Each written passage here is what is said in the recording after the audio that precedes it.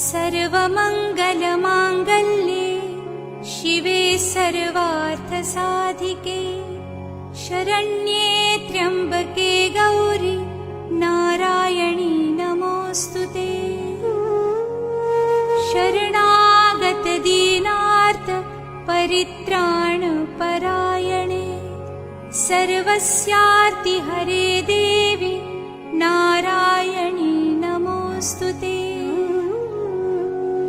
सर्वस्वरूपे सर्वेशे सर्वशक्तिसमन्विते भयेभ्यस्त्राहि नो देवी दुर्गे देवी नमोऽस्तुते।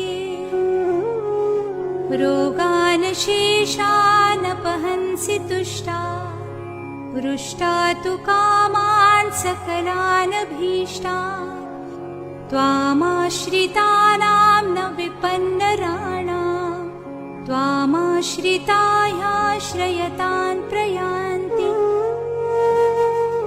सर्वाबाधा प्रशमनं त्रैलोक्यस्याखिलेश्वरी एवमेव त्वया कार्यम् अस्मद्वैरिविनाशनम्। इति श्री सप्तश्लोकी